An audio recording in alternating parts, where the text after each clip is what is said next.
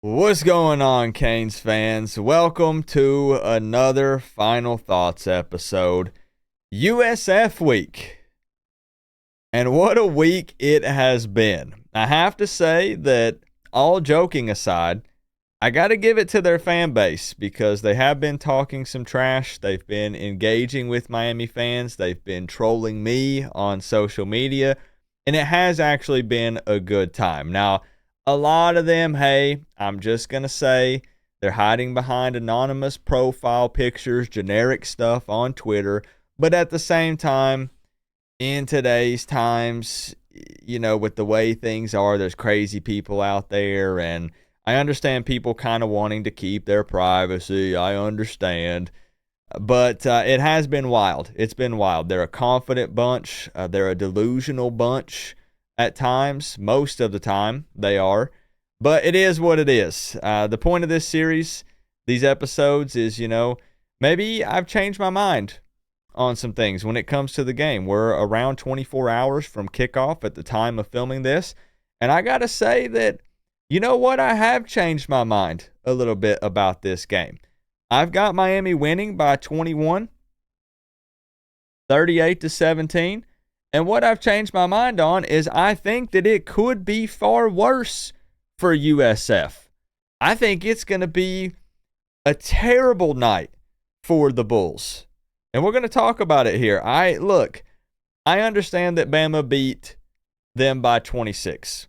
So one of the things everyone is going to say is Miami's not going to beat them by more than that because if they, I guess my guest is done. He's clocking out. Oh, well, he worked for a few minutes. They're going to say, that would mean that Miami is better than Alabama. Whoa, whoa, whoa, whoa. We're not even here to talk about that. There's no reason to even discuss it because not everything translates over from game to game. I don't think it's fair to make any kind of statement like that. When Miami plays Alabama, if that ever happens, if in the future, I'm not hinting at anything. I'm just saying, then we'll figure it out then. We'll figure it out then, right? I just think that this is a recipe for disaster for USF. The more and more that I look at this game, what does USF do really well? What do they lean on game to game so far this season, 3 weeks in? Their run game. We've talked about it all week. They put up a lot of rushing yards. They have a true dual threat quarterback who leads the team in rushing yards this season and rushed for over 100 yards against Alabama last week.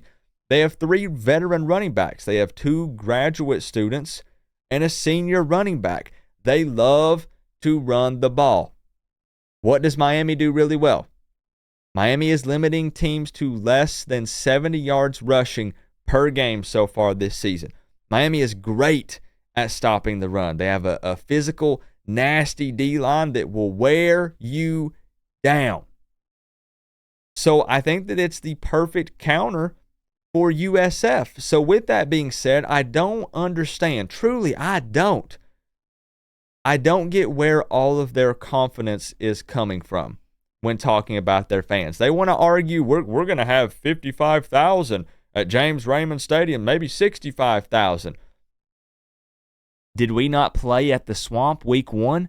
Is that not considered one of the rowdiest, craziest, toughest places to play? Regardless of how bad the Florida Gators might be this season, everybody said we couldn't handle the Swamp. The team. By we, I'm talking the team. Cam Ward, the team. They're going to be so rattled. They're not going to be able to hear anything. They don't know what it's like to play in a loud environment like that. Miami then proceeds to put up 41 points. Are you telling me that James Raymond Stadium is going to be louder than the Swamp? No way. There's absolutely no way. So I don't get it, man. Miami is going to make USF one-dimensional.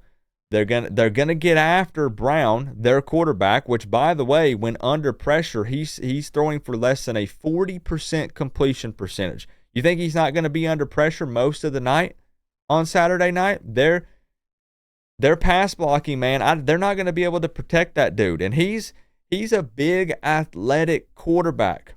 He's a good quarterback. I give him credit. But he's not going to be able to run all night against Miami. Now, where you do start to look at this thing and would be open and honest historically speaking, Miami has struggled against true dual threat quarterbacks, guys that like to run. Even when Miami has known that's what's coming, a lot of times they've still not been able to stop it. Now, we're hoping that's changed.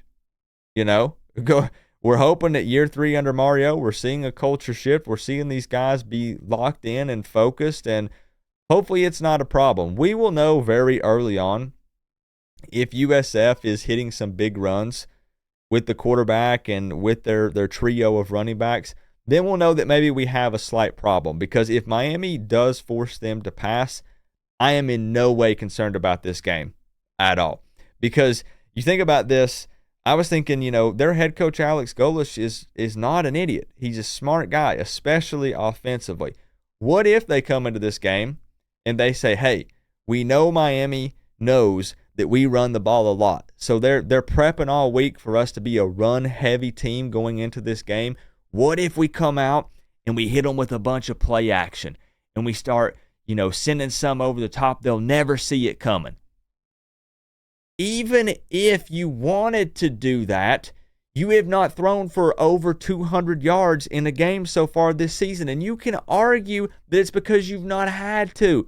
Coop, talking to USF fan, right? Coop, we don't need to. We ground and pound. We're able to run the ball. But if you're not going to be able to, you think that all of a sudden you're going to be able to come out and throw the ball, something you've not been able to do successfully, it's not going to happen. The point I'm trying to make here is this is just a terrible matchup for South Florida. It is. And I think that Miami can come in and dominate in just about every stat in this matchup. And I firmly believe that. My confidence has done nothing but grow as this game approaches. After sitting down doing the Inside Insight show with Randy, with respect to Randy, the man put his face on YouTube. He hyped up his squad. But it's done nothing but make me more and more confident going into this game. I think it's a nightmare scenario for USF. And I'm being 100% real. Fandom set to the side. I'm serious. Now, is there a world, let's talk here, because again, final thoughts, right? Is there a world where USF can make this close? Absolutely. Miami has started a little too slow for most fans' liking, in a couple of these games.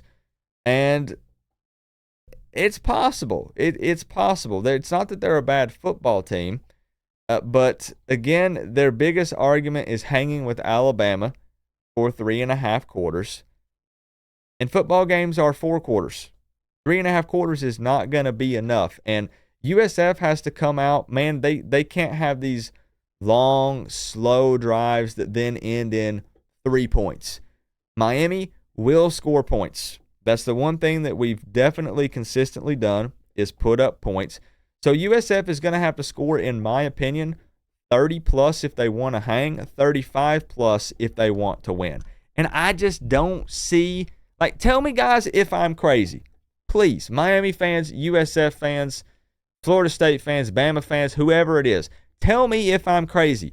I don't see a scenario where USF is capable of doing that against Miami this Saturday night. There's just no way. So with that being said, they're not going to win. They're not going to win. One thing they've also been harping on is Miami playing down to the competition over the years, and that's facts. 100% Miami is guilty of doing that over the years. But we are hoping that has changed this season. They say, we play up to competition. Y'all play down to competition. Okay. All right. Well, we're going to see. We're going to see. Miami's favored by 16.5. I think that they cover the spread. They've got the game over under 65.5 points. So they see, the team's putting up a lot of points, or at least one of them's going to. But I am really just not concerned about the game. People say, Coop, 1 week at a time, 1 game at a time, don't get overconfident. I trust that the team is not going to. As fans, I'm not taking the field. I'm not playing in the game. So if I want to be a little more confident, I can be. I don't think the team is going to overlook these guys. I don't.